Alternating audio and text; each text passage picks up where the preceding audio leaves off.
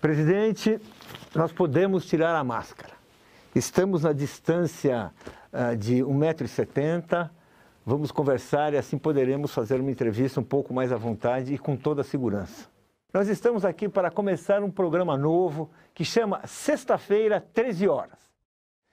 Não precisa explicar o nome e o objetivo desse programa é toda sexta-feira nós temos aqui uma entrevista e tivemos a felicidade de trazer o presidente Lula para essa primeira conversa. Eu gostaria, para começar esse programa de hoje, chamar a presidenta do PT, Gleisi Hoffmann, para bater um papo inicial com a gente. Olá, bom dia, Paulo Moreira Leite. Bom dia, presidente Lula. Uma alegria ver vocês todos aqui na TV PT. Esse canal do YouTube que é um instrumento da nossa comunicação com a militância, com a sociedade brasileira.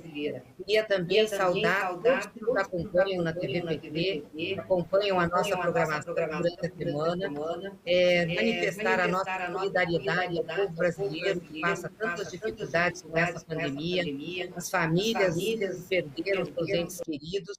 E esse programa que nós estreamos hoje, temos a honra de estrear com o presidente Lula, sexta-feira, 13 horas, vai ser um programa de entrevistas que nós vamos ter normalmente aqui na TV PT todas as semanas.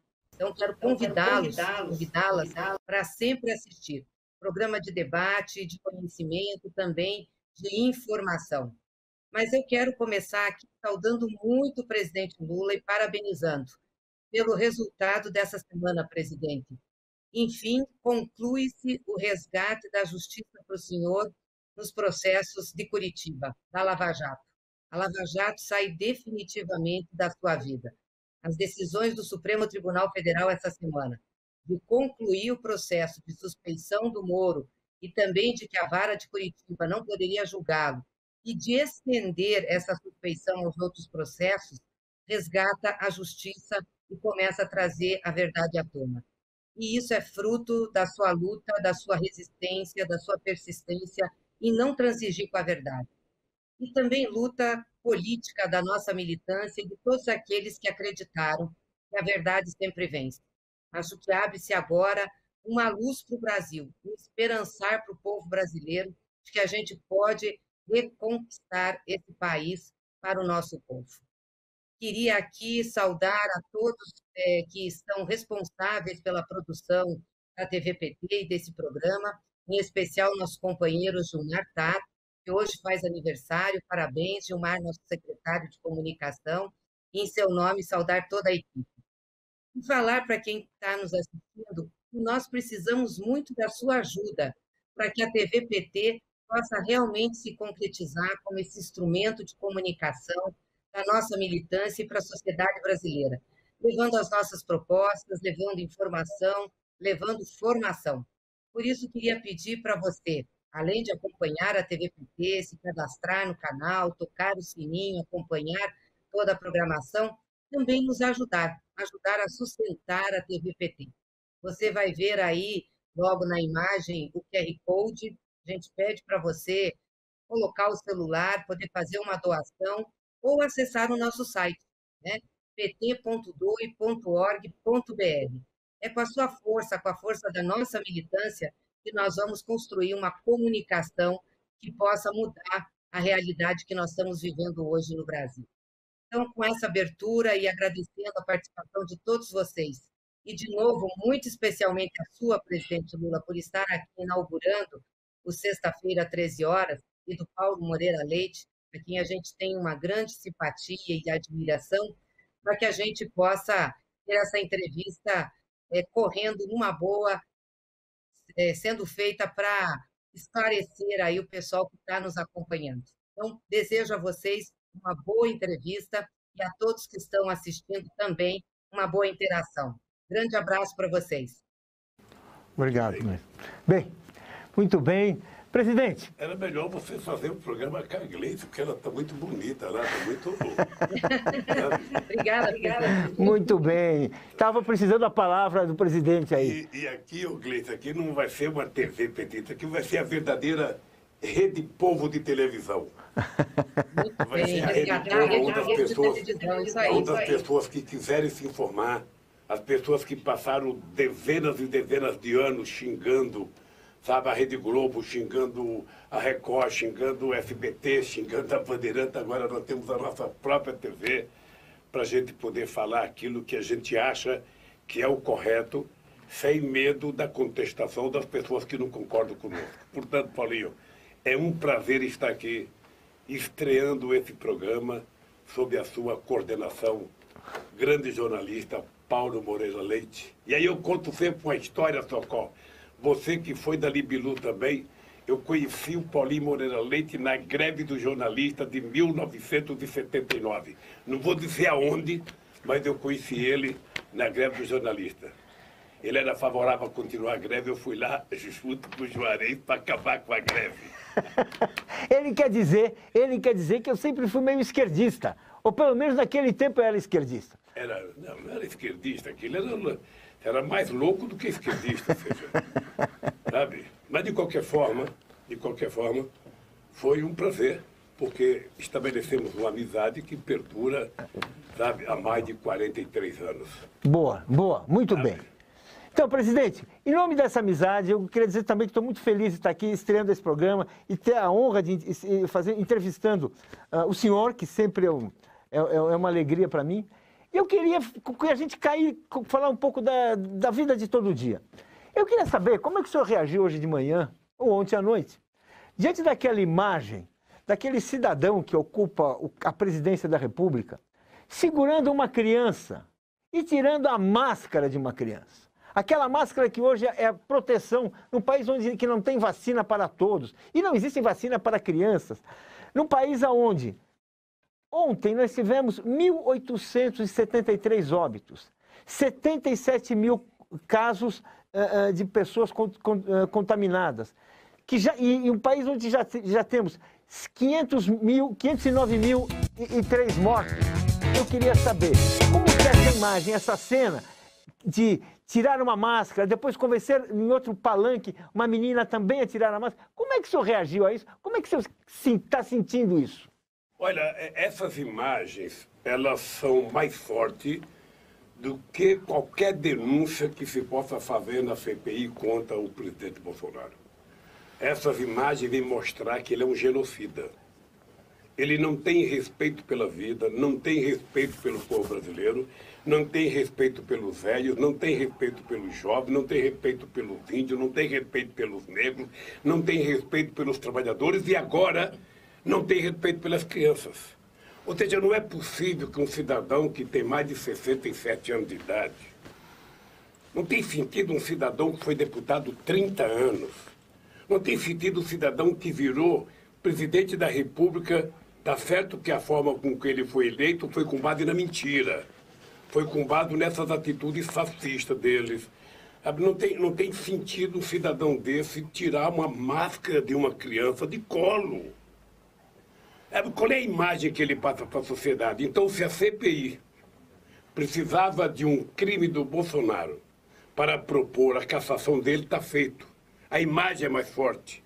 A imagem do que ele tem de falta de respeito pela vida é mais forte do que qualquer acordo que ele tenha feito para comprar vacina, que tenha tido corrupção. Ou seja, tudo isso é menor do que a imagem de um presidente da República cometendo um crime contra a orientação de toda a ciência do planeta Terra, tirando a máscara de uma criança e exigindo que outra criança, para fazer a apresentação, tire a máscara.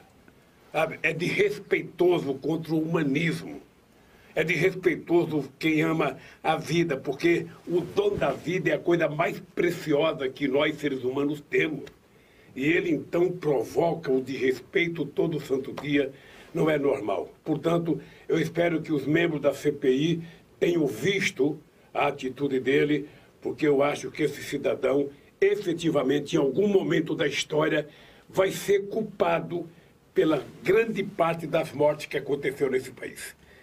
Quando eu digo que ele é genocida, é porque ele é genocida. É porque ele não trabalha para salvar as pessoas. Ele trabalha para criar, sabe, problemas para as pessoas. Então, eu sinceramente acho que nós vamos ter que continuar acreditando que a CPI vai apresentar a proposta. Presidente, eu queria justamente perguntar para o senhor, como é que o senhor vê? A CPI hoje tem um grande momento, que se espera um grande momento, em que o deputado e aquele alto funcionário do Ministério da Saúde vão apresentar dados capazes de comprovar, né, um esquema de corrupção no Ministério da Saúde, no governo, na compra de vacinas superfaturadas. Aí uma história que está nos jornais. O senhor espera da CPI um avanço? O senhor espera provas? O que o senhor espera da CPI? Olha, deixa eu dizer uma coisa. Eu acho que o que a CPI já fez, as pessoas ficam esperando provas que às vezes podem nem existir. Mas eu acho que agora a CPI está tomando uma atitude correta, que é fazer uma caminhada pelo caminho, pelas estradas que compraram a vacina, para saber se houve ou não intenção de alguém ficar rico às custas da vacina. Porque não é possível o desastre que foi para comprar vacina. O Brasil poderia ter comprado a vacina no primeiro momento, houve oferta da Organização Mundial da Saúde para o Brasil comprar, e o Brasil não se interessou. Então eu espero, e eu estou dizendo isso, eu acho que não importa quais são as denúncias que venham mais, o fato do presidente se colocar da forma mais desrespeitosa do planeta Terra com uma criança, sabe, fazendo essa criança tirar a máscara, já é motivo desse cidadão ser punido, e ele efetivamente não pode ser presidente da República. Ele não tem cacife para ser presidente da República, não tem estatura para ser presidente da República. É um homem que conta mais de 4 mentiras por dia. É um homem que conta mais de 4 mentiras por dia. Ou seja, então, não é possível que a gente possa continuar convivendo com um cidadão desse governando o Brasil. Presidente. Então, eu acho que a CPI vai apresentar um resultado que a sociedade brasileira quer. Ou seja, a prova já tem o depoimento das pessoas do governo que foram lá, o depoimento daquele general, sabe, que para honrar a farda do Exército Brasileiro, ele não poderia ter aceitado ser ministro da Saúde se ele não entende de saúde. Não entende de saúde. Então, sabe... Ele entende de palanque, né, presidente? Ele foi no palanque e depois disse que não fez política, não, né? Essa gente efetivamente é uma espécie... Tem determinadas pessoas que foram na CPI e é um processo de degradação da política, é uma desmoralização da política, é uma desmoralização da pessoa pública. Então, eu acho que o Bolsonaro está cavando a sua cova. Esse é o dado concreto. O Bolsonaro está cavando a sua cova porque não é possível cometer tantos erros absurdos. E ele está muito à vontade, porque ele fala todas as besteiras, nós ficamos criticando o dia inteiro as besteiras, a imprensa reproduz as besteiras que ele fala, e quem está governando o país é o Lira, presidente da Câmara, o Pacheco, presidente do Senado, e o Guedes, que vão vendendo o Brasil, que vão desmontando as empresas estatais, que vão privatizando tudo a preços, sabe, de banana. E vão fazendo as reformas administrativas para prejudicar o trabalhador menor. Não vai ser o cara, sabe, top, não vai ser o procurador-geral da República, não vai ser o procurador que fez as mentiras na Lava Jato. Quem vai pagar o pato da reforma administrativa é o povo pobre que coloca a mão na massa, o povo que carrega piano. E é por isso que eu tenho insistido para que a bancada do PT vá para Brasília e tenha uma ação presencial dentro da Câmara. Sabe, é preciso não permitir que aconteça o que está acontecendo. Não adianta a gente ficar do lado de fora chorando, sabe, e as coisas não acontecem. Então, o senhor acha que a bancada tem que ter uma presença mais ativa, mais combativa? É que eu acho que todo mundo tem que se cuidar. Primeiro, todo mundo tem que usar máscara. Segundo, todo mundo tem que usar álcool gel. Segundo, todo mundo tem que evitar aglomeração. Mas o plenário da Câmara é muito grande. Ali cabe 200 deputados sem aglomeração. Sabe, aqueles tapete verde cabe mais 200 sem aglomeração, sabe? O que não pode é deixar o presidente da Câmara fazer a destruição que está fazendo no país, sabe? Pelo voto, sabe? Pela internet. Não tem sentido. E eu acho que eu queria votar a CPI Eu quero acreditar que a CPI está fazendo um trabalho muito sério. É notável que você veja que a oposição ela tem muita gente preparada. O trabalho do Humberto Costa, o trabalho do Rogério Carvalho, o trabalho do senador Otto, sabe, que são 3 médicos muito experimentados, é extraordinário. E do lado de lá você tem gente tentando defender o indefensável. Por isso que eu acredito que a CPI vai ser muito dura com o Bolsonaro para o bem do Brasil. Muito bem. Presidente, ontem nós tivemos um dia histórico. Quando o Gilmar Mendes estendeu a suspeição do Sérgio Moro nos outros 2 processos da Lava Jato que diziam respeito ao senhor. O senhor também, estendeu a suspeição no caso do imóvel do Instituto Lula e no caso de Atibaia. Bem, está difícil aqui entender a minha própria letra.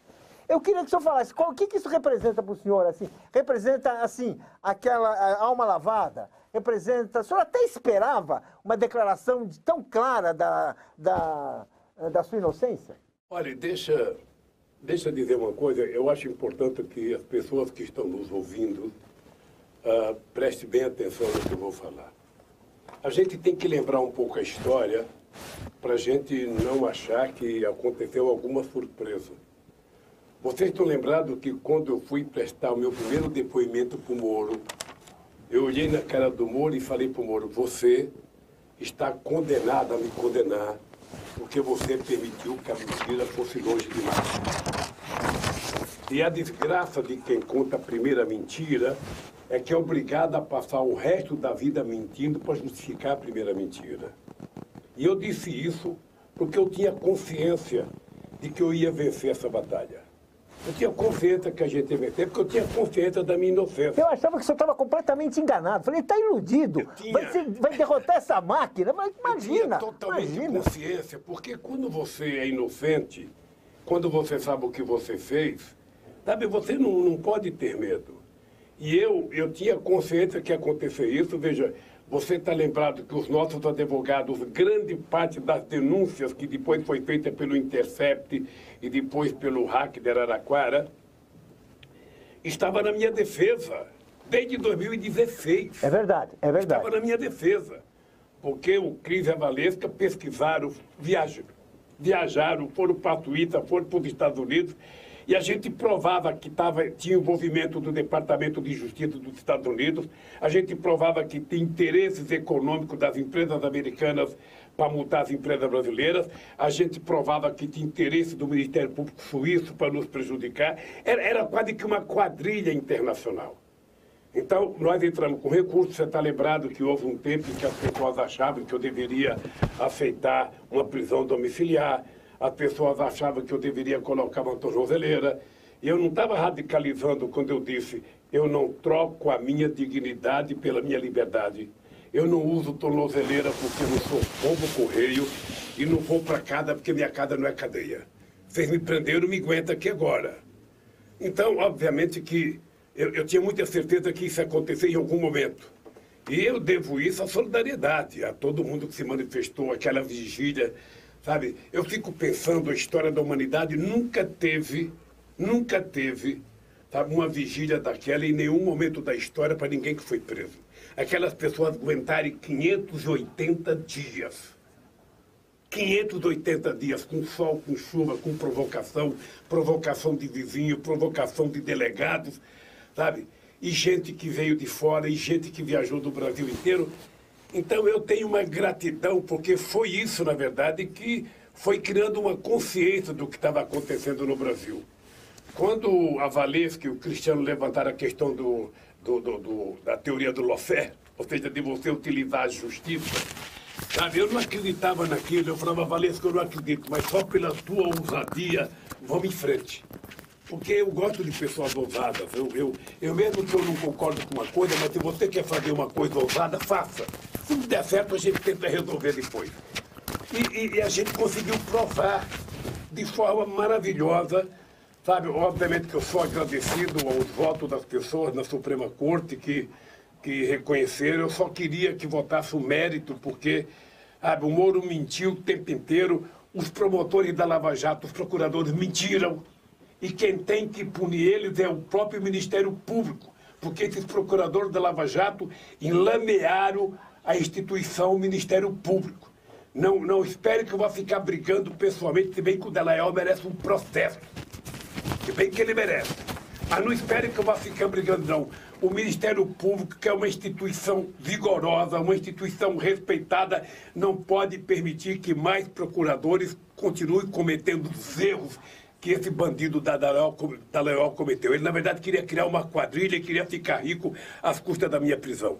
Veja uma coisa, a primeira denúncia que eles fizeram, aquele PowerPoint, era a denúncia do quadrilhão. Então a tese era, o PT é uma quadrilha, o Lula é o chefe e roubou aquilo. Ora, o quadrilhão caiu em Brasília. Se o quadrilhão caiu em Brasília, não deveria ter mais processo. Porque a tese levantada por ele já tinha caído em Brasília. Mas eles continuaram. Os delegados da Polícia Federal que foram fazer inquérito comigo mentiram no inquérito. Muitas vezes eu vi o delegado falar, eu falava, esse delegado não está procurando prova. Esse delegado, ele quer confirmar a tese deles. Então é o seguinte, querido, eu sou defensor de instituições fortes para garantir um processo democrático. Eu sou favorável ao Ministério Público forte, Polícia Federal forte, Receita Federal forte. Estou favorável. Agora, essa gente, para ter a força que precisa ter e para ganhar o salário que precisa ganhar, essa gente tem que ter mais responsabilidade. E a força-tarefa da Lava Jato não teve responsabilidade, foram mentirosos, sabe? Estavam montando uma quadrilha para pegar 2,5 bilhões da Petrobras para criar um fundo para combater a corrupção para eles. Ou seja, então... Eu, sinceramente, fiquei feliz. Eu fiquei feliz quando veio a vitória final de 7-4 e fiquei mais feliz ontem porque nós tínhamos pedido para o ministro Gilmar a extensão. No nosso pedido já estava a extensão. E acho que o Gilmar fez o que tinha que fazer mesmo, sabe? Porque era o mesmo caso, o mesmo... É um absurdo. Quer dizer, o que aconteceu, a história ainda vai julgar. Tá? E eu disse para o Moro, vai acontecer com você o que você acha que está acontecendo comigo. Eu estou agora de cabeça alta. Ele não tem nem coragem de vir para o Brasil mais, está lá em Nova York. Vivendo das custas não sei do quê. Porque se ele não é aposentado, ele está vivendo do quê? Ou tem empresa americana bancando ele? Tudo isso nós vamos ter que descobrir um dia, porque é preciso moralizar o Brasil. E moralizar o Brasil significa que a gente tem que ter instituições fortes, democráticas e um poder judiciário forte e responsável. Então, meu caro, é o seguinte, eu estou aliviado, óbvio que eu tenho coisa para brigar ainda. As ofensas da minha família não foram poucas, as ofensas aos meus filhos não foram poucas, a Marisa morreu por causa disso. Foi isso que precipitou a morte da dona Marisa.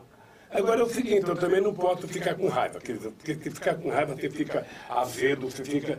Então vou fazer uma pergunta que acho que vai deixar o senhor feliz. Os Zelotes. Como é que foi agora que se provou que não havia nada na Operação Zelotes, que era uma tentativa assim, que envolve a indústria automobilística, todo o esforço de equipar a indústria brasileira? Como é que foi isso? Como é que foi isso? Paulo, tem muitos absurdos, veja. É o seguinte... um absurdo foi uma matéria do jornal Estado de São Paulo que conta mentira e o Ministério Público foram atrás. O apartamento foi a Folha de São Paulo, o Jornal Globo, que falou, e o terreno do Instituto foi não sei o que lá. Ou seja, cada um deles tem uma mentira, porque pela primeira vez, isso é muito grave na democracia, pela primeira vez se instituiu um pacto entre um juiz, entre os procuradores, entre alguns juízes e a imprensa. Exatamente. Porque a imprensa não é inocente nisso. As pessoas que estão reclamando do Bolsonaro, o Bolsonaro é resultado das mentiras e do ódio contra a política que a imprensa brasileira trabalhou nos últimos 10 anos. Então, quem planta ódio, colhe ódio. Quem planta mentira, colhe mentira. Sabe? E nós queremos construir um país em que seja plantado a verdade para a gente colher melhoria de qualidade de vida do nosso povo. nós queremos colher emprego, nós queremos colher salário, nós queremos colher educação, nós queremos colher cultura, nós queremos colher, sabe, habitação, nós queremos escolher, sabe, salário. Ou seja, é um outro país. Então, tudo isso que foi montado contra mim, eu prestei 24 depoimentos, acho. Cada depoimento era um sofrimento, porque eu via na cara a mentira das perguntas. Eu via na cara o interesse de criar uma confusão para mim. Ou seja, até que eu cheguei à conclusão que eu tinha que vencê-los. Eu só ia vencer se eu tivesse coragem de enfrentá-los. Eu digo para todo mundo o seguinte, eu tive convite para sair do Brasil. Eu tive convite para ir para uma embaixada. E não foram poucos, e eu fiquei matutando. Eu fiquei pensando, se eu sair do Brasil, qual vai ser as manchetes dos jornais? Sabe, a fotografia do Lula, fugitivo, sabe?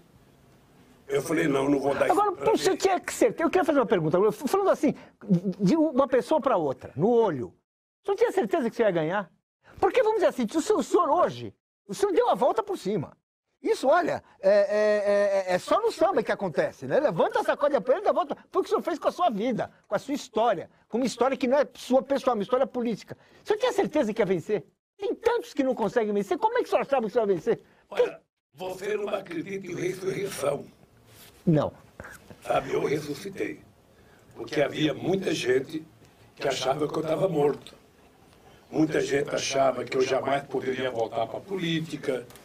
Muita gente, porque no Brasil é assim, quando sai uma denúncia contra um político, se esse político tem culpa no cartório, o que eles fazem? Desaparecem.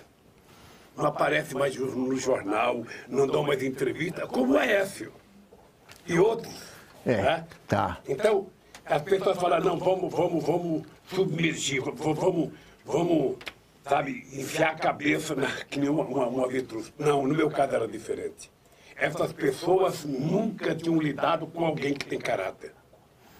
Eu digo sempre, eu tenho orgulho do meu caráter ter sido formado por uma mulher que nasceu e morreu analfabeta, que foi minha mãe, e pelos trabalhadores na porta de fábrica. Essa é a minha formação política, esse é o meu caráter, está tudo aí. E como eu tinha consciência da minha inocência, eu falei, eu vou enfrentar essa gente. Eu vou enfrentar. Pode ficar certo que eu vou enfrentar e eu vou ganhar. E graças a Deus eu tive uns meninos jovens como o Valesca e o Cris como advogado, porque, sabe, eu falava, vamos para cima, não tem meio termo. O senhor não tinha medo, porque quem tem medo não faz isso. O senhor não tinha razão para ter medo. O senhor não tinha razão para ter medo, né? O senhor não tinha razão para ter medo. Eu não tinha que ter medo, meu caro. Eu digo para você o seguinte, o único medo que eu carrego na vida é o medo de trair as pessoas que gostam de mim. Eu dizia na porta da fábrica, quando eu era dirigente sindical, o único medo que eu tenho é de contar uma mentira para vocês. E levar a classe trabalhadora a prejuízos. Sabe? Então, você acha que um cara que conseguiu, com a ajuda do povo, fazer o governo que nós fizemos nesse país, sair, sabe, com a aprovação de 87% de bom e ótimo em dezembro, depois de 8 anos de mandato, quando em muitos países os presidentes estão pela porta do fundo, sabe? Eu ia cometer erro. E esses caras esperaram, sabe, 2 anos para eu deixar a presidenta para começar a inventar denúncia contra mim. Então é o seguinte, sabe? Ô Paulinho, você pode ter certeza do seguinte, eu vou falar olhando para a câmera, porque eu quero falar com o olho da pessoa que está me assistindo. Nesse país, as pessoas podem me atacar de qualquer coisa. Nesse país, as pessoas podem fazer. A única coisa que eu não admito é as pessoas acharem que em algum momento eu cometi um ilícito no exercício do meu mandato. Eu passei 8 anos na presidência. Eu nunca fui num restaurante jantar, eu nunca fui num casamento, eu nunca fui no aniversário. A minha vida era daquele palácio para Alvorada, era do Planalto para o Porto, lá para minha casa. E quando eu chegava na minha casa, eu ficava trancado dentro de casa, eu não ia nem visitar meus parentes. Aí veio um bando de safado, um bando de moleque, sabe, que a única coisa que fizeram na vida foi fazer um concurso para ser procurador, sem nenhuma experiência de vida, e chamar de ladrão, sabe? Não, comigo não vai. Comigo não vai e não tem trégua. Não tem trégua. Veja, eu acho que eu vou utilizar tudo que for possível dentro da justiça para tentar moralizar as instituições brasileiras, que eu prezo muito. Eu fui presidente, eu tratei a Polícia Federal com muito respeito. E os delegados sabem que eu dizia, gente, eu quero que vocês investiguem, eu quero que vocês prendam, mas eu não quero que vocês façam manchete antes de culpar. Não tentem condenar pela imprensa, que foi o que fizeram. Destruir a imagem de uma pessoa, como eles destruíram a minha imagem. Destruíram ou não? Porque eu sou... É que eles não sabiam da minha relação com o povo. Eles não conheciam o PT. Porque tem muita gente que acha que o PT é um partido comum. Não, o PT não é comum. O PT é o único partido no mundo que foi criado da forma que foi criado, em que a classe trabalhadora criou, dirigiu esse partido, com intelectuais, com estudantes, com comunidade de base, com índios, com negros, com LGBT. O partido é o seguinte, é um guarda-chuva da democracia, sabe? Um partido com vocação socialista enorme, e é por isso que a gente sobreviveu, porque a gente é diferente, porque a cultura é diferente, porque o movimento sindical é diferente, o movimento social é diferente. Então, eu não poderia nunca ter medo. Não poderia ter medo do seguinte. E sabe o seguinte, antes de alguém dizer que eu cometi um ilícito, olhe no espelho para a sua própria cara e veja se você é melhor do que eu. Sabe? Então, meu caro, é o seguinte, a decisão dessa semana foi muito boa. Estou livre e leve, sabe? Para decidir no momento certo se eu vou disputar as eleições ou não. Sabe? Ainda não decidi porque eu acho que nós temos que fazer uma campanha primeiro para conseguir... Fala a verdade, presidente. Fala a verdade, presidente. O senhor acaba de ganha no primeiro turno. Assim, é a manchete de hoje no Estado e no Globo. Claramente, o senhor ganha no primeiro turno, pesquisa do IDEC, que é o sucessor do Ibope, que confirma, vamos ser justos, confirma a Vox Populi do Marcos Coimbra. Confirma, ou seja, isso está ali. O que falta? A população está dando esse mandato. O que falta para o senhor decidir? Falta eu decidir, falta construir, sabe, a aliança necessária, porque o problema não é só ganhar uma eleição. O problema é ganhar e governar. Tá? Porque você sabe que quando eu cheguei na presidência em 2003, os meus assessores diziam que o país estava quebrado, que eu ia ter dificuldade para governar, o Brasil agora está mais destruído. Exatamente, isso é verdade. O Brasil isso é verdade. Está mais destruído. Então agora, consertar o Brasil será muito mais complicado.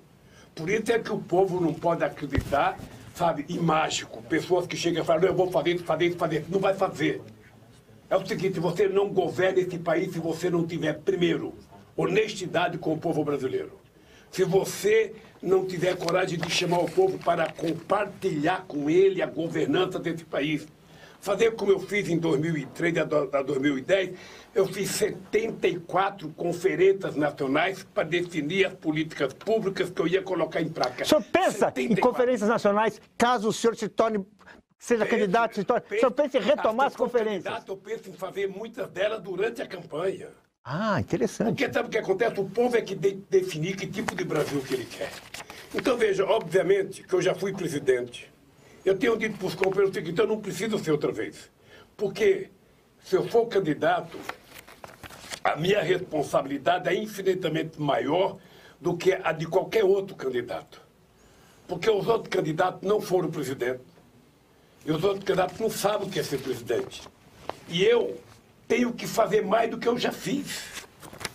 Eu tenho que fazer mais do que eu já fiz. Quero fazer uma pergunta a esse respeito. Uma pequena história para você.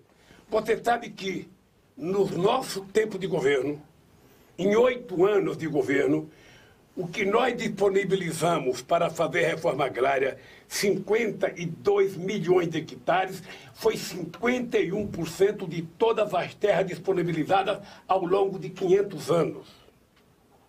Sabe, não foi pouca coisa, meu caro. Sabe, então, fazer tudo o que nós fizemos, criar PAA para facilitar a compra de produtos do trabalhador, incentivar a assistência técnica para o pequeno produtor, você fazer as cisternas, 1.400.000 cisternas feitas no governo do PT, fazer a transposição do São Francisco, que ainda não acabou, você criar um programa Luz para Todos para levar energia para 20 milhões de pessoas gratuitamente. Ou seja, criar políticas especiais para a mulher, ajudar a marcar a terra dos quilombolas, ajudar a fazer reserva, sabe, de parques nacionais, é muita tarefa. Então, você veja, quando eu decidir se eu vou ser candidato, eu vou pedir para o PT, se o PT apoiar, eu vou ser candidato. Veja, eu tenho que ter muito compromisso com esse país e tenho que ter muito claro, porque se eu fizer menos do que eu já fiz, é um fracasso. O povo sabe julgar.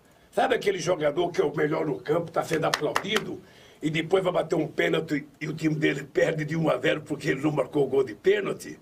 E esse cara sai vaiado de campo? Não. Então eu tenho muita responsabilidade, muita, sabe? E é por isso que as pessoas têm que saber. Se eu for candidato e for eleito presidente da República, pode estar certo que eu tenho que fazer mais do que eu fiz. Gerar mais emprego, gerar mais aumento de salário, gerar mais casa popular, gerar mais educação, mais escola técnica, melhor qualidade de ensino, mais universidade, mais doutor, mais mestre, mais pesquisa e mais qualidade de vida para esse povo que tem o direito de ver a sua esperança atendida. Uma pergunta que eu queria fazer para o senhor. Nós temos hoje um Estado em que ele é praticamente a força política, a principal força política desse Estado são os militares. Existem 15 generais que hoje ocupam ministérios no governo Bolsonaro. Só para pensar, um alto comando formado por 17 generais. Então, nós temos uma presença militar muito forte. Os militares, muitas vezes, eles têm uma palavra final sobre muitas coisas. O senhor não acha que está na hora de fazer um debate, fazer uma discussão de que a política deve estar, os militares devem estar fora da política, a política não deve ser feita pelos quartéis, que a primazia do poder civil é muito importante? Eu acho. Veja, eu fui presidente 8 anos, Paulinho, e eu, sinceramente, não tenho queixa da minha relação com os militares. Sabe? Lamentavelmente, me parece que a formação dos militares é uma formação mais à direita, porque eu quero Forças Armadas fortes. Eu quero Forças Armadas bem preparadas e bem armadas. Sabe? Eu quero as Forças Armadas com investimento em tecnologia para que a gente possa produzir grande parte das armas que nós temos que fazer para nos proteger, defender a nossa soberania, defender a nossa fronteira aérea, marítima e marítima, sabe? De possíveis inimigos externos, porque ninguém está livre de inimigo externo. Então eu defendo a Força Armada bem estruturada. Agora é o seguinte, o cidadão tem que escolher. Se ele quer ser militar, ele tem uma função constitucional que ele tem que cumprir. Sabe? Se ele quiser ser político, ele não faça nem a escola militar, vai para a política. Sabe? Não pode misturar as coisas. Não pode, porque senão você destrói e acaba com as carreiras de Estado. Eu não sei se é o Bolsonaro que está utilizando os militares agora, ou se é os militares que estão utilizando o Bolsonaro. Sabe? Então, tem muita gente que não conseguiu ser aprovado pelo alto comando para ser general, o cara então se afasta de um coronel e tem um empreguinho público, sabe? E não é nada de empreguinho barato, de cargo baixo, não. Eu acho ruim para a democracia. Eu acho ruim. Sabe, eu acho que a gente vai destruindo, sabe, uma coisa que a sociedade civil se preparou para isso. Sabe, não tem sentido, os militares deveriam se preparar para defender a nossa soberania, defender a nossa fronteira, sabe, defender a Amazônia. É isso que deveria se preparar. Agora que nós temos o pré-sal, defender o pré-sal e não mandar um comandante para ser o subcomandante da frota, sabe, sul-americana, a 4ª Frota Americana, que é uma vergonha, um general brasileiro subordinado, sabe, a um general americano. Se tiver uma guerra, esse general vai ficar com quem? Sabe, então, sinceramente, como tem um presidente que não tem comando, é um canastrão, sabe, é um mentiroso, sabe, conta mentira com prazer. Isso é que é engraçado. Sabe? É que uma pessoa honesta, às vezes, se tiver que contar a mentira, faz um esforço tremendo para contar mentira, fica vermelho, sabe? Ele não. Ele convoca a imprensa para mentir. É prazeroso para ele. Convoca a imprensa para mentir, é bom. E fala o que ele quer, e faz os fake news dele, e fala mal de todo mundo. A única coisa que ele não faz é governar o país. Então, eu penso que, assim, olha, é muito sério quem vier governar o Brasil de 2022 para frente. Porque é um processo de reconstrução desse país, reconstruir as instituições. É possível que a gente tenha que ter um grande debate sobre a reforma de Estado, que Estado nós queremos, parar com essa palhaçada que uma parte da elite econômica quer. O Estado tem que ser fraco, o Estado tem que ser fraco. Não existe possibilidade de o Estado ser fraco e ser justo ao mesmo tempo. Todos os estados em que o povo tem boa qualidade de vida são estados fortes. Estado que tem arrecadação, estado que tem dinheiro, sabe? Agora, aqui no Brasil, não. Aqui no Brasil, as pessoas querem desmontar. O Estado não tem nenhuma influência nas decisões econômicas. O Estado não é o indutor do desenvolvimento econômico, quando o Estado tem que ser. Aliás, eu vejo, quando a gente discute o papel do Estado, Paulo, uma coisa que é importante lembrar, é que quando a gente fica discutindo segurança pública, você não vai resolver o problema da segurança pública com o policial se você não resolver primeiro o papel do Estado. A melhor segurança que a gente pode dar numa comunidade é aquela comunidade ter luz, ter água, ter asfalto, ter educação, ter cultura, ter trabalho, ter saúde. Ou seja, o papel do Estado está dentro da comunidade, oferecendo tudo que as pessoas têm direito, e aí entra a polícia. Sabe? Uma polícia para manter a harmonia, para manter a paz, para fazer as pessoas cumprirem as boas normas democráticas que a gente haverá de instituir. Porque, sabe, nos anos 80, as pessoas mais novas não sabem disso, mas nos anos 80, o discurso do Maluf de segurança aqui em São Paulo era o mesmo deles agora. Bandido bom é bandido morto. Eu lembro do Maluf, ele colocava uma jamanta para andar com uma grade como se fosse uma jaula e um monte de artistas lá dentro dançando para mostrar que bandido bom era bandido preto. Eu acho que a gente tem que prender todo mundo que errou, tem que prender todo mundo que roubou, tem que prender todo mundo que matou. Agora, se a gente não discutir concomitantemente o que levou a acontecer isso, sabe? O que levou a acontecer isso, você não evita que outras pessoas façam os mesmos erros. Então, meu caro, é o seguinte, pode ficar certo, companheiros, e você, Paulinho, que vai estar bem vivo para fazer as suas críticas, sabe? É o seguinte, olha, quando eu decidi, e se eu ganhar as eleições, esse país pode estar certo, que nós vamos trabalhar com um bando de maluco para fazer esse país recuperar tudo aquilo que o Collor desmontou e recuperar o nosso prestígio internacional. Sabe? Eu falei Collor, é Bolsonaro. É Bolsonaro. Ou seja, nós vamos fazer uma coisa fantástica, é recuperar o prestígio internacional. Presidente, os Estados Unidos da América do Norte têm que aprender uma lição que nós já demos quando eu era presidente. Eu sei o papel dos Estados Unidos no mundo, eu sei o papel da China, eu sei o papel da Rússia, sei o papel da Bolívia, o papel do Uruguai. O Brasil trata todo mundo em igualdade de condições. O Brasil não quer falar grosso com o Uruguai e falar fino com os Estados Unidos. Nós queremos falar com todo mundo da forma mais civilizada. Mas é preciso parar com essa mania dos americanos tentarem impedir que a América Latina se desenvolva. Presidente, então vamos falar uma coisa. Como é que o senhor vê o governo Biden? Como é que o senhor analisa a atuação dele?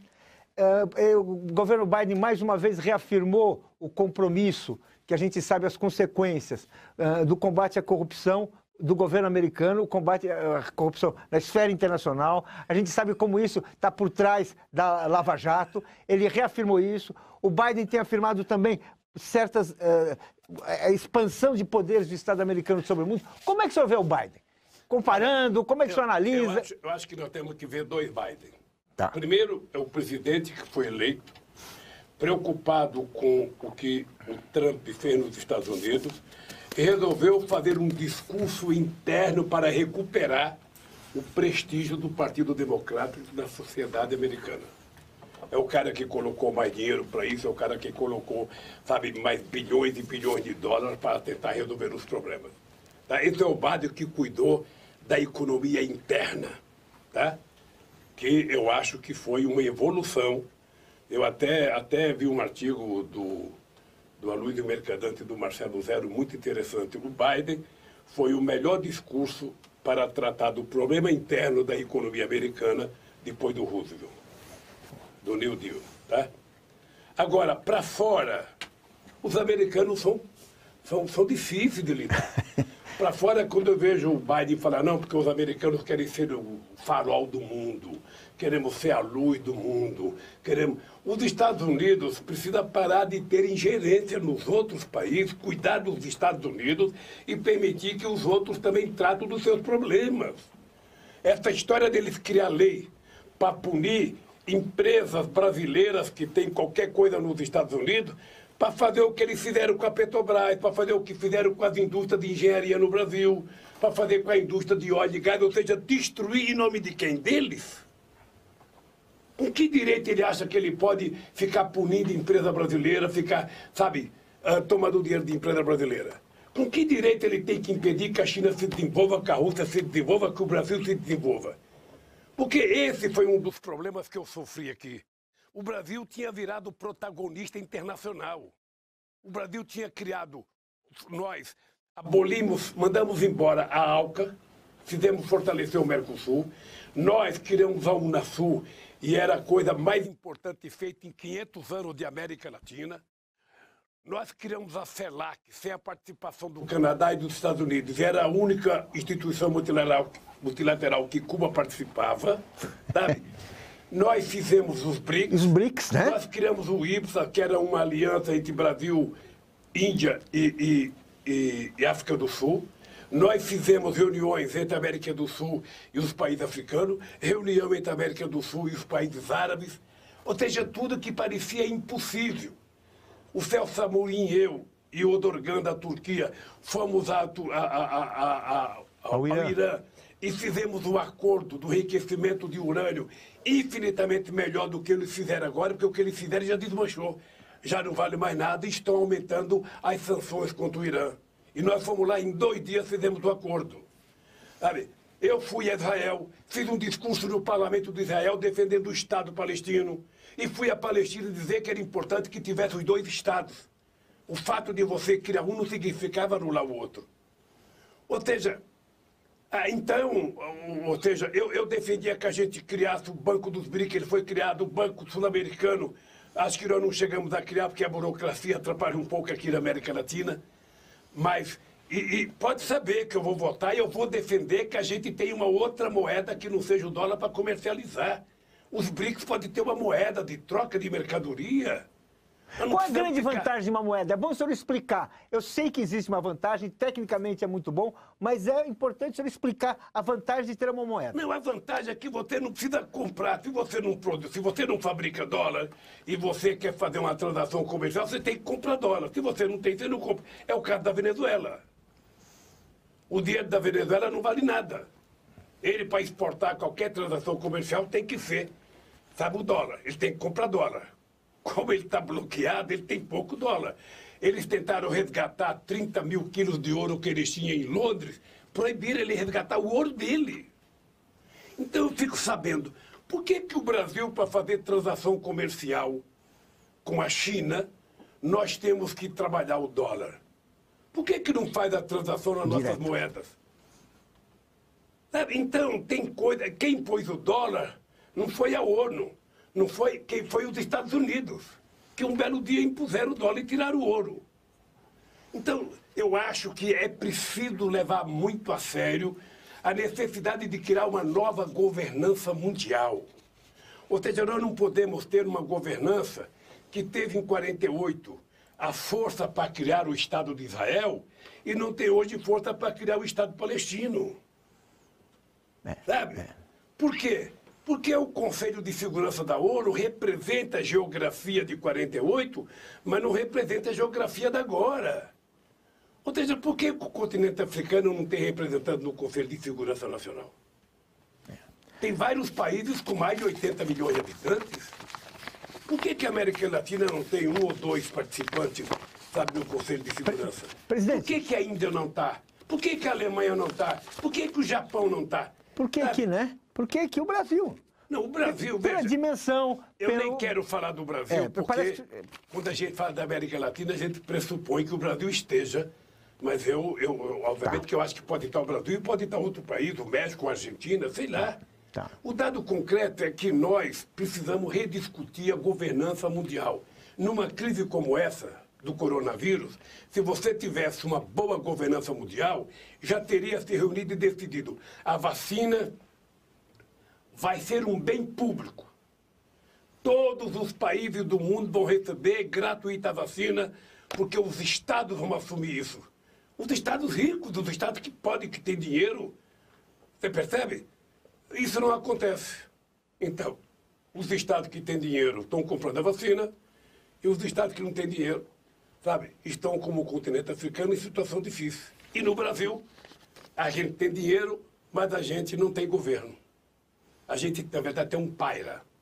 Estava um paira governando esse país. Então, o Brasil, que tinha virado no nosso tempo um país respeitado, um país que discutia a questão ambiental, um país que discutia a questão econômica, um país que discutia a crise de 2008. Agora você tem um presidente que ninguém quer tirar fotografia com ele, que ninguém convida ele para nada. Quando ele vai participar de uma conferência, os outros presidentes levantam, ninguém quer vir aqui, sabe? Presidente, eu queria pedir para a nossa produção rodar um vídeo sobre indígena, para que a gente possa tratar de uma questão que está aí, que é presente, que o senhor tratou, a gente vai falar um pouco dela, mas eu queria que antes a gente passasse esse vídeo. É um projeto que vai contra tudo aquilo que a Constituição de 88 prevê, que a sociedade brasileira quer preservar. Nós começamos a regulamentar, os indígenas a ter acesso aos seus direitos a partir da Constituição de 88. E eles já querem mudar essa realidade, inclusive com um projeto de lei inconstitucional. Fazer com que a mineração tome conta das nossas matas, nossas florestas, nossos biomas. Em Minas Gerais nós sentimos isso. A Vale privatizada cometeu 2 crimes recentemente de barragens. Para o PT é fundamental defender o direito do povo, defender o direito da população indígena, defender a Constituição, é defender o Brasil.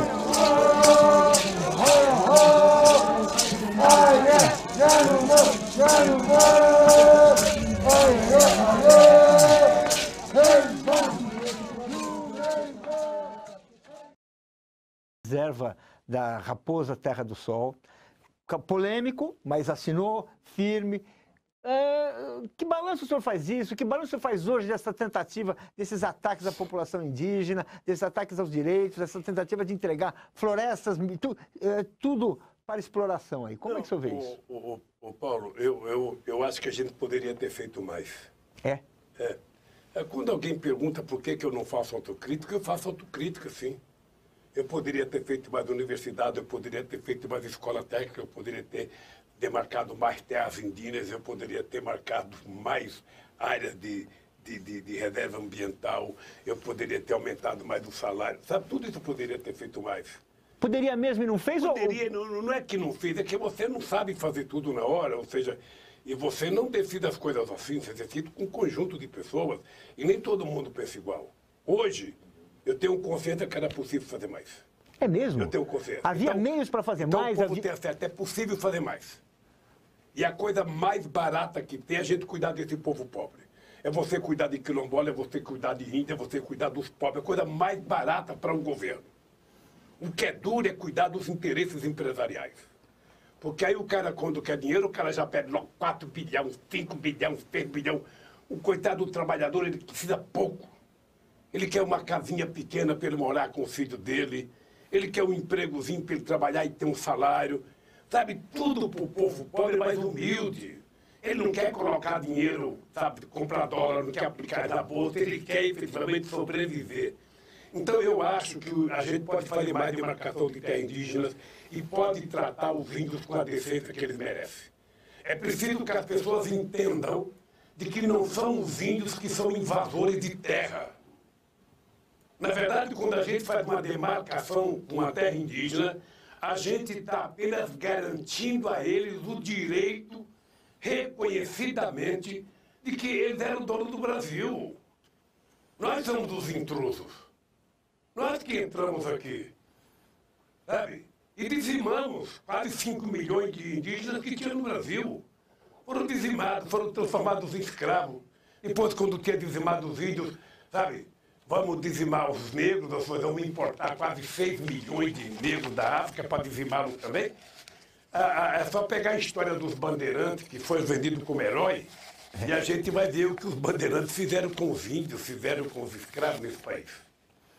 Está cheio de estátua homenageando o bandeirante, está cheio de avenida e tal, e não se conta a verdadeira história do que eles fizeram. Sabe? Fizeram, sobretudo, sabe, para desvendar em busca do ouro, seja na mina, seja em Goiás, seja no Mato Grosso. Então, eu acho, Paulo, que nós temos que ter compromisso com essa gente. Sabe, não dá para você sentar com o ministro da Fazenda e dizer não tem dinheiro para demarcar uma terra indígena.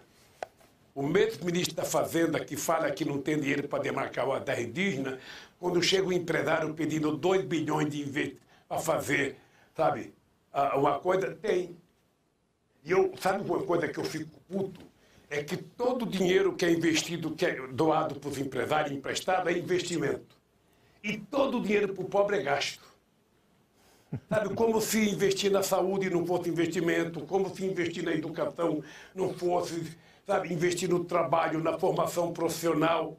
Então, é preciso também ter algumas mudanças conceituais sobre as coisas que já aconteceram, e isso passa também por a gente ter a coragem de disputar que Estado nós vamos querer gerir nesse país. Essa é uma discussão de fundo que a sociedade brasileira tem que fazer para que a gente possa consolidar definitivamente que o Brasil seja um Estado democrático de direito de verdade. Que nós não somos ainda. Estamos muito longe. O que está acontecendo é que a Constituição de 88 ela está sendo desmontada, está sendo fatiada.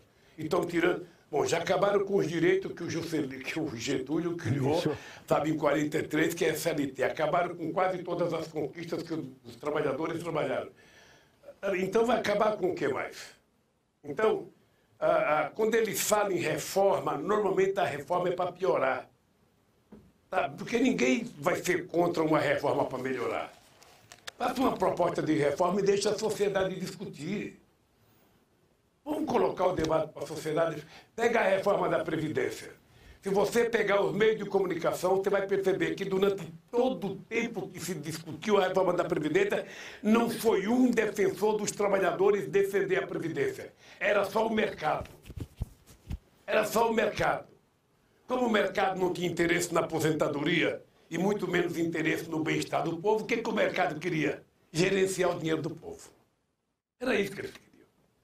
Então, Paulinho, eu vou lhe contar. Tem muita coisa para fazer. Agora, o Brasil não está... Assim, há na América Latina e há no Brasil uma reação a tudo isso.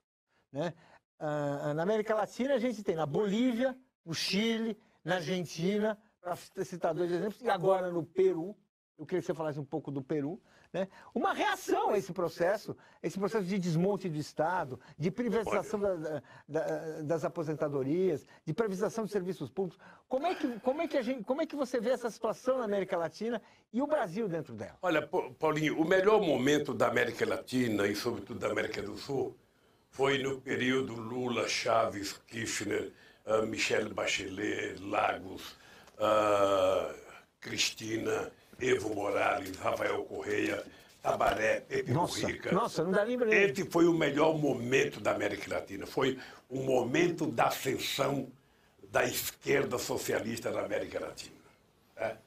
Foram 12 anos de muita ascensão social na nossa querida América do Sul. Entretanto, nós perdemos o debate. Por que perdemos o debate? Porque as pessoas não analisam corretamente, mas o papel de uma grande parte da imprensa brasileira... Tem gente que não gosta que eu falo da imprensa. É uma coisa fantástica como as pessoas falam. Lula não critica a imprensa, Lula. Quer dizer, os caras estão me chamando de ladrão, os caras não criticam a imprensa, Lula. Nós temos que dizer que, na verdade, a imprensa é responsável pelo que aconteceu na América Latina.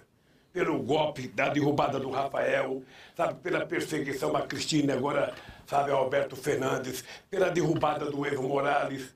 Sabe? Pela Dilma também, hein? E pelo golpe que... Não, e pelo golpe. É que o Brasil é maior, tem que falar por último. E pelo golpe brasileiro e contra todos os avanços que esse país teve.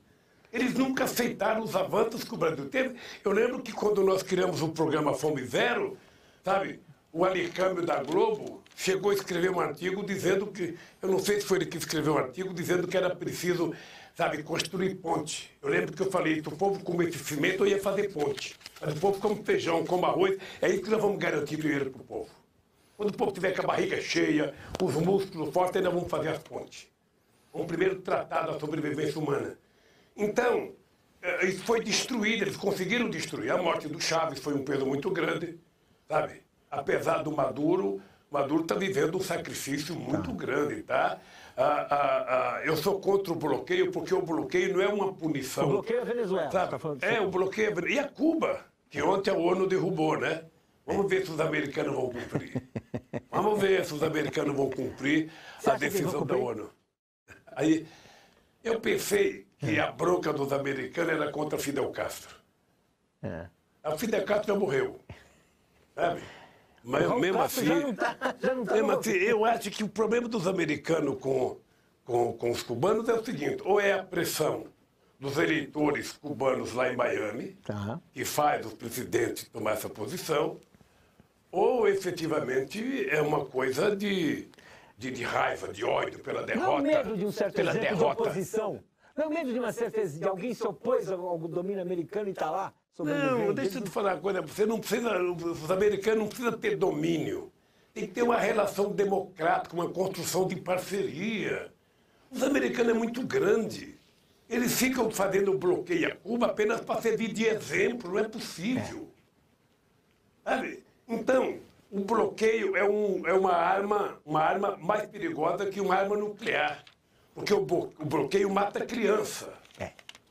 O bloqueio mata criança, mata pessoas idosas. Não é uma guerra entre soldados.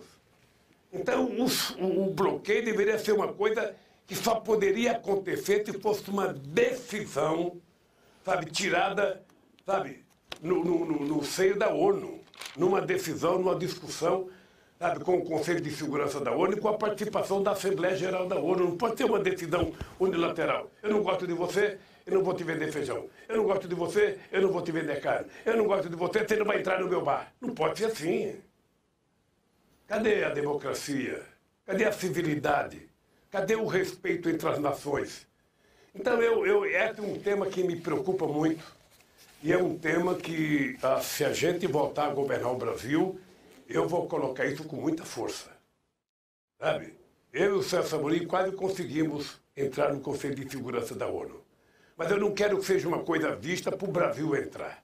Nós precisamos fazer uma coisa para outros países entrar. Sabe? Outros continentes participarem de uma coisa. Quando tiver uma crise profunda, como a crise econômica de 2008, o que nós fizemos? Nós convocamos o G20. E tomamos várias decisões importantes. Hoje você não tem quem toma decisão.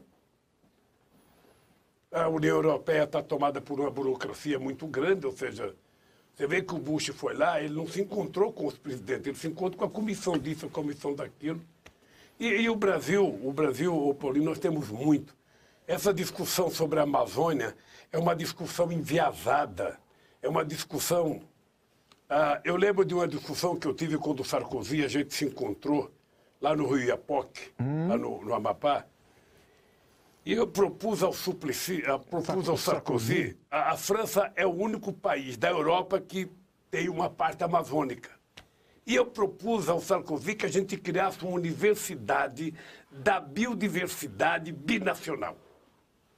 Metade na Guiana Francesa, metade no Brasil, com cientistas do mundo inteiro, para pesquisar a riqueza do ecossistema, sabe, da Amazônia e ver o que aquela biodiversidade produz, sabe, de produtos farmacêuticos, de alimentos, de cosméticos, sei lá.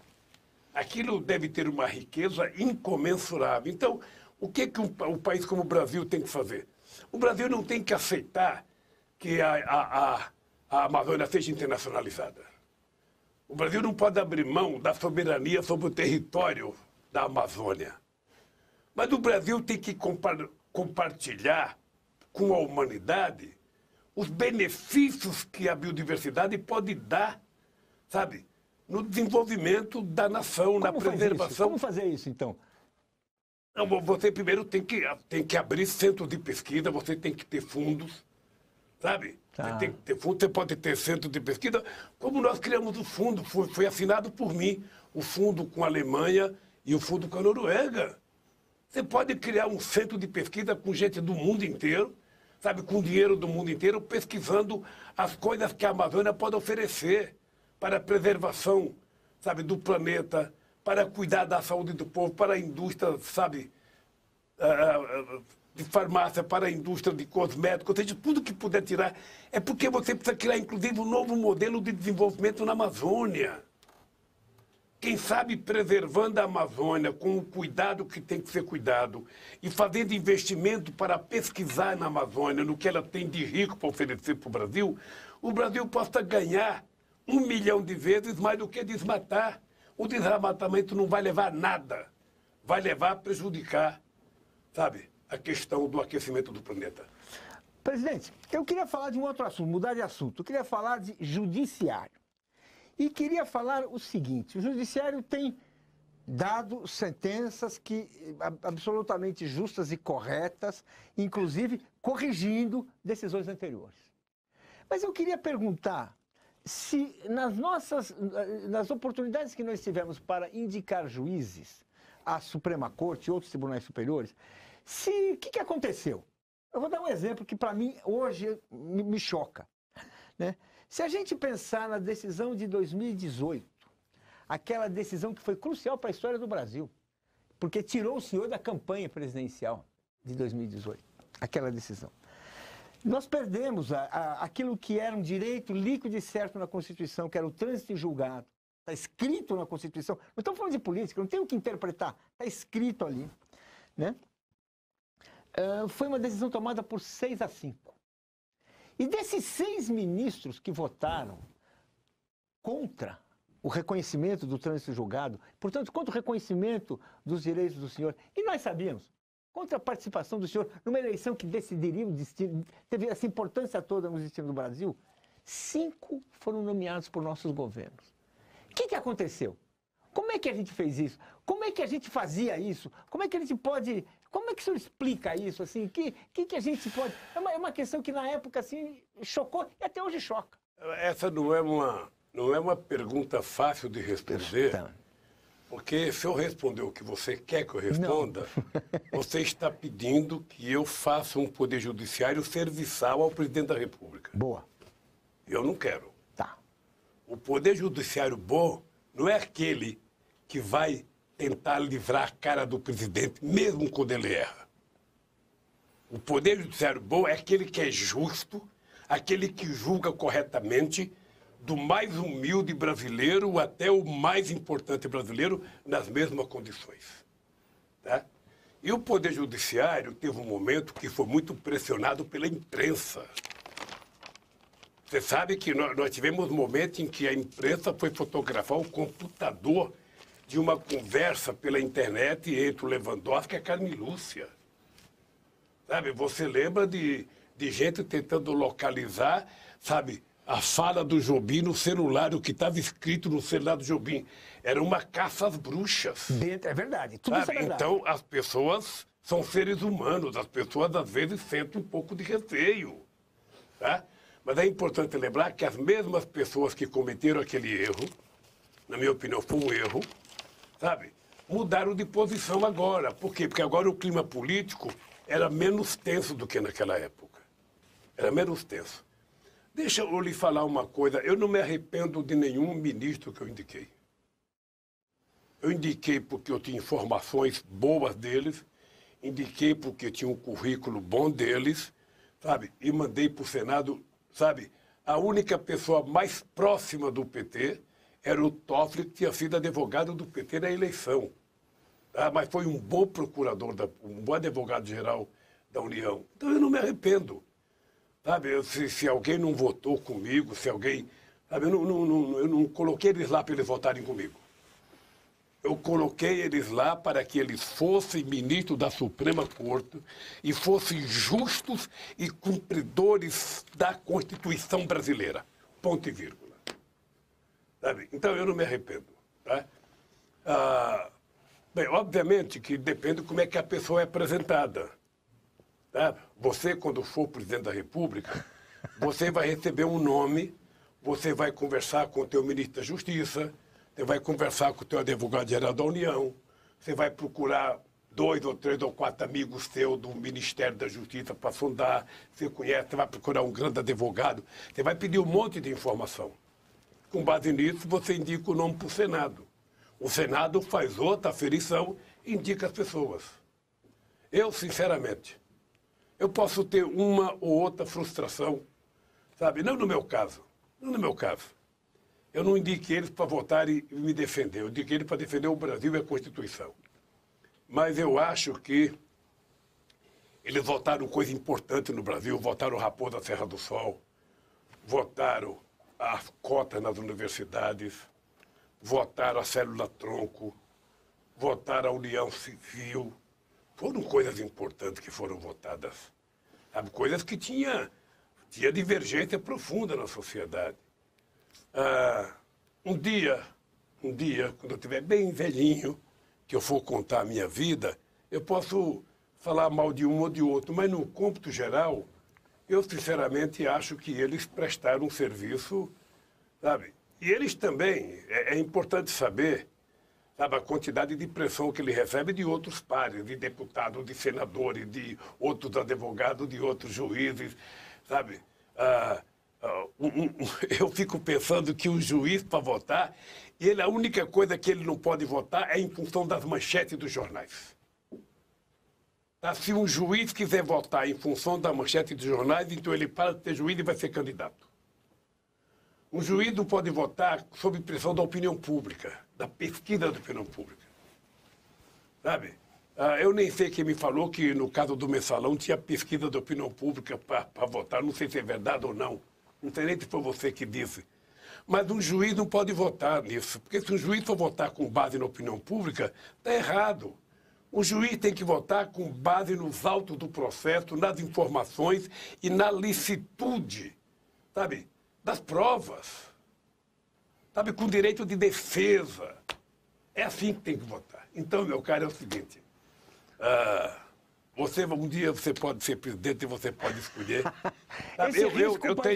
Eu tenho coisa que eu gostaria de mudar. Eu acho que a pessoa não pode ficar muito tempo. Eu acho que você pode ter um mandato de 10 anos, pode ter um mandato de 12 anos. Sabe? Você não pode ser indicado com 30 e só sair com 75. Eu só acho um erro. Acho muito tempo. Sabe? Eu acho que então nós vamos ter que discutir em algum momento, sabe, como é que a gente vai fazer para que a gente, ao mesmo tempo, continue escolhendo a pessoas, sabe, que sejam idôneas, pessoas que tenham profundo conhecimento, notório saber jurídico e que as pessoas sejam decentes no cumprimento da sua função.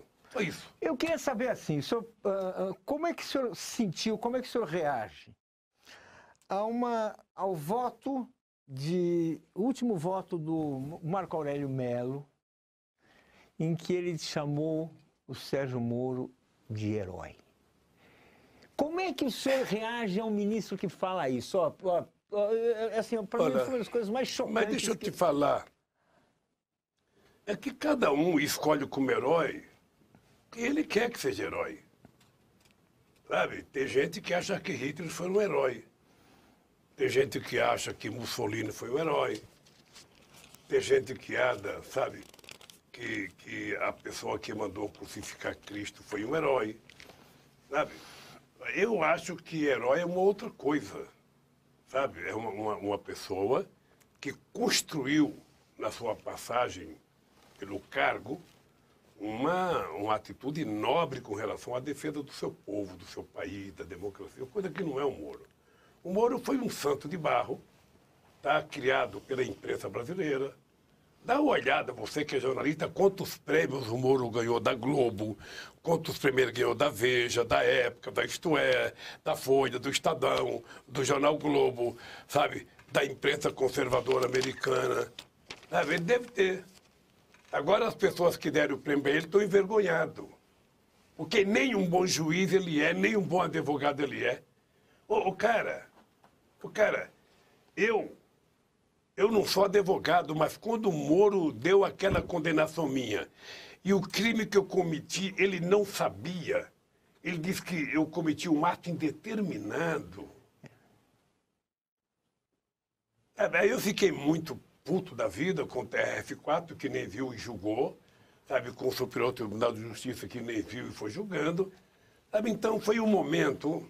Eu, às vezes, reconheço que era um momento de tensão política muito forte, sabe, muito forte. A sociedade democrática estava assustada. A sociedade democrática não estava habituada a isso. Sabe, as pessoas começaram a ir na casa de ministro, a vaiar ministro, a passar com faixa na casa de ministro. Onde você já viu a esquerda, em algum momento, ameaçar implodir a Suprema Corte? Você nunca ouviu isso? Sabe, você nunca viu isso? O máximo que a esquerda fazia era ocupar o plenário da Câmara. Era o máximo, sabe? E a extrema-direita, e os fascistas e os milicianos que chegaram com o Bolsonaro, ele não tem limite. Hoje todo mundo recebe ameaça. Sabe, os companheiros da CPI estão recebendo ameaça, quem faz crítica está recebendo ameaça. Sabe? Eles são isso. Eles são isso. O pessoal dos bairros está recebendo ameaça. Então, é uma coisa que nós precisamos desmontar. Olha, nós precisamos desmontar. E acho que o Poder Judiciário é muito importante para ajudar a gente a desmontar isso. Eu queria falar uma... O Bolsonaro agora está dizendo que vai indicar um evangélico 100%. Não tem nenhum problema. O cara pode ser um católico 100%, um evangélico 100%, um ateu 100%. Um representante da matriz religiosa africana, não tem problema, desde que o cara seja, sabe, competente como advogado, que o cara conheça o direito, o cara conheça a Constituição, sabe? Agora, o Senado, ele pode indicar, e o Senado pode aceitar ou não. O Senado raramente recusou, né? Sabe? Raramente. Mas depende, o cara tem que ir lá se defender, sabe? Eu queria perguntar uma coisa. Falando de campanha, nós temos o debate colocado pelo cidadão que ocupa a presidência a respeito do voto impresso. Como é que você vê essa conversa do voto impresso? O que você considera, para que você acha que existe essa conversa? Olha, eu não sei. Eu não sei.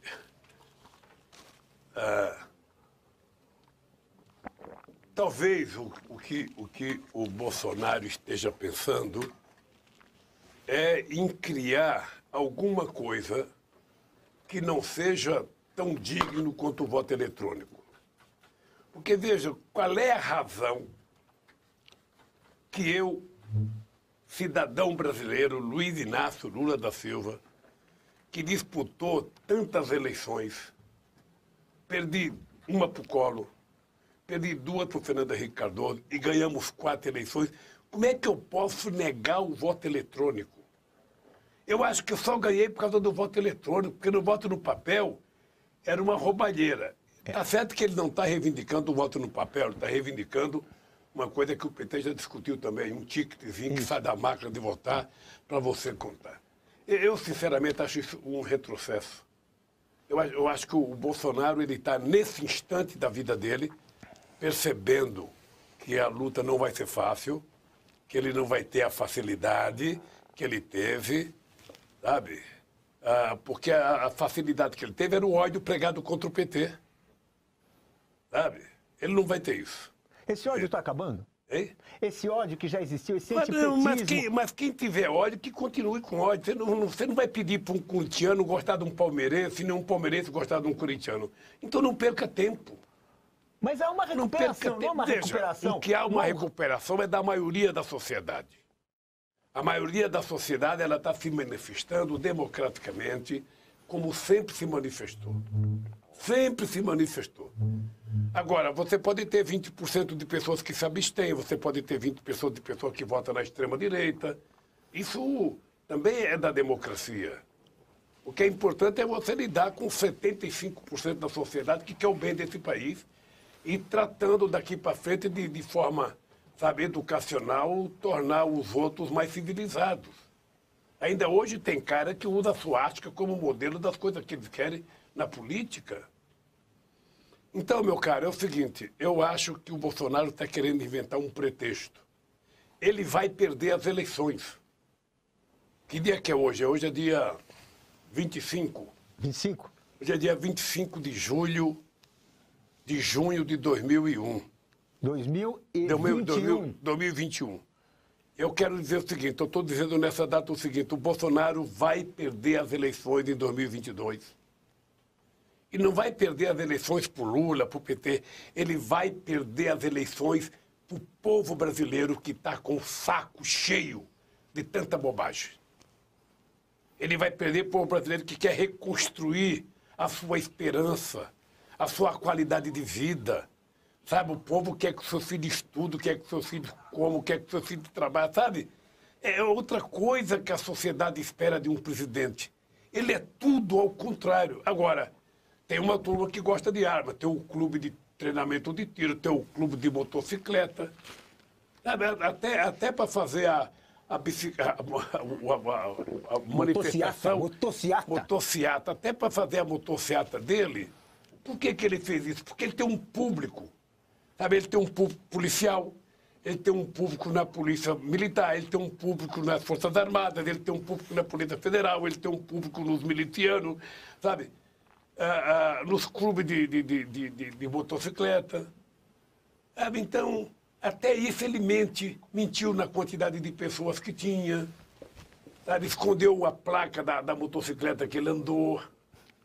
Sabe? Então, o povo não precisa mais disso, gente. O povo está precisando de alguém que goste do Brasil, alguém que governe o Brasil pensando na melhoria de vida do povo, ou seja, as pessoas precisam votar, comer, ser feliz.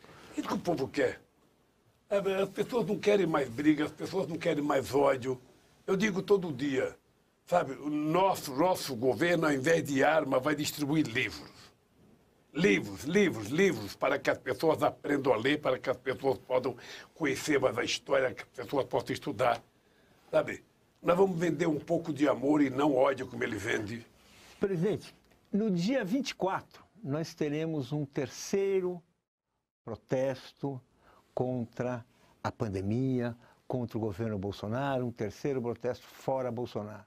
A gente está assistindo uma crescente mobilização da sociedade brasileira. Esses processos eles estão surpreendendo pela dimensão, pela adesão. Né? Foram 750 mil pessoas no último sábado, 3 vezes mais do que havia ocorrido no protesto anterior. Muitas pessoas enxergam já uma avalanche semelhante à campanha das diretas. Aí eu pergunto, o senhor pretende participar? Não. Eu queria que o senhor falasse... Deixa eu te dizer. Eu queria que o senhor falasse assim. Eu queria que o senhor falasse justamente sobre isso. Deixa eu falar uma coisa para você com muita sinceridade. Por favor. Tá? Se um cara como eu aparece num ato público desse, qual é o argumento e a manchete da imprensa no dia seguinte?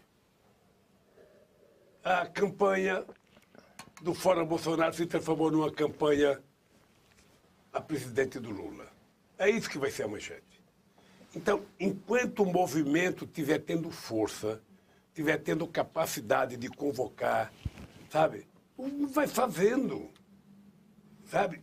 Se o movimento entender, sabe, porque eu tenho um problema que é o seguinte, os médicos não querem que eu vá, porque acham que eu tenho que dar um exemplo diferente do Bolsonaro, sabe?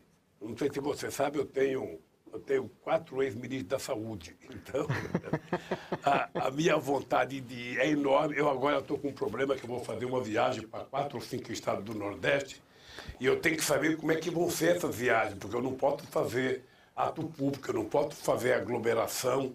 Então, ainda estou definindo como é que eu vou para conversar. Porque é o seguinte, depois que a gente faz um encontro com 50, com 60 pessoas, aí todo mundo quer tirar foto. E as pessoas não querem tirar foto com distanciamento, as pessoas querem fazer selfie com o seu celular. Nem o Stuka as pessoas querem que tire mais foto. O Stuka fica com essa máquina bonita que ele gastou um dinheirão para comprar e os caras falam, não, não quero a sua máquina, quero a minha. Mas é o seguinte, se a minha presença for decisiva para derrubar o Bolsonaro, eu iria até de joelho, sabe? Mas eu acho que, por enquanto, o movimento está dando conta disso, está fazendo as coisas. E vamos tentar não dar o pretexto deles acharem que a gente está politizando isso. Mas não seria, por exemplo, interessante se houvesse, assim, o senhor sozinho, mas não o senhor sozinho, mas uma espécie de lideranças, uma coordenação. Mas pode chegar o momento que vai acontecer. Isso houve nas diretas, mas pode chegar o momento que vai acontecer. Mas é o seguinte, mas a gente não pode pressionar um movimento social que está fazendo as convocatórias dos partidos políticos que estão, sabe, de que as personalidades ainda devam ir. Na hora que o pessoal decidir que agora vai abrir, vai fazer polícia, que vai poder convocar todo mundo, aí tudo bem. Mas mesmo com responsabilidade, nós não podemos, sabe, achar que a gente pode dar pretexto para ficar parecido com o Bolsonaro. Nós não somos parecidos, não queremos ser parecidos, sabe? O nosso discurso não é do ódio, é um discurso da paz, do amor, do desenvolvimento econômico, da melhoria da qualidade de vida das pessoas. E na hora que as pessoas falaram, ô Lula, você pode vir, eu estou doido para ir. Você não sabe a loucura que eu estou de pegar o microfone e fazer um discurso. Sabe quanto tempo faz? Faz muito tempo que eu não faço um discursinho, sabe? Mas de qualquer forma está bom o movimento, está maravilhoso. Eu estou prazerosamente satisfeito com a manifestação que a sociedade civil começa a fazer, os partidos políticos vão se manifestando, o movimento sindical, sabe? E o povo está muito sofrido. O povo está muito sofrido. Eu tenho 75 anos, Paulinho, eu nunca vi o desprezo pelo povo pobre que a gente vê hoje. Nunca vi. E uma pequena parcela da sociedade se manifesta com ódio. É uma coisa assim, falta humanismo, falta solidariedade, falta companheirismo. Sabe? Onde que a gente vê muita solidariedade? No movimento social. Sabe? Nos bairros, nas favelas, os sindicatos, as pessoas fazendo coleta de alimentos, distribuindo. Sabe? Alguns partidos, o PT tem feito muito isso. Só que nós estamos, nosso tempo, mais do que estourado, ainda bem, porque o senhor é sempre um prazer. Eu queria falar para o senhor que eu falo em nome de muitas pessoas. Eu, na outra encarnação, quero ter uma meia dessa sua, é boa, rapaz. Né? É boa. É que ela já vem até aqui. Essa meia é uma meia de um búfalo americano. Olha a grossura da lã. Presidente, nós estamos estourando. É assim, acho que eu falo em nome de muitas pessoas que estarão nesses protestos, que sempre será bom imaginar, pensar que o senhor estará presente com a sua voz, com a sua opinião, que sempre será importante. Eu queria agradecer essa entrevista, queria agradecer a atenção de todos aqui. Estamos ali, mais do que cumprindo o nosso horário aqui. Eu queria, Paulinho, apenas pedir uma coisa para quem está nos ouvindo. Ó. Você está no sofá, está na cadeira, está na sua mesa, está deitado na cama, está com o seu celular ou com o seu computador. Não se esqueça, toda sexta-feira, às 13 horas, você vai poder ver o PT entrevistar muita gente na sua TV, sabe, toda semana, sexta-feira, sabe, às 13 horas você pode ligar o seu celular e assistir o PT na TV. Vai ser muito bom as informações do partido, a visão do partido sobre muitas coisas. Certamente vão trazer aqui muitas personalidades, muita gente inteligente, muita gente importante, sabe? E eu espero que a nossa TV possa contemplar a expectativa que você tem das boas notícias que você precisa receber todo dia.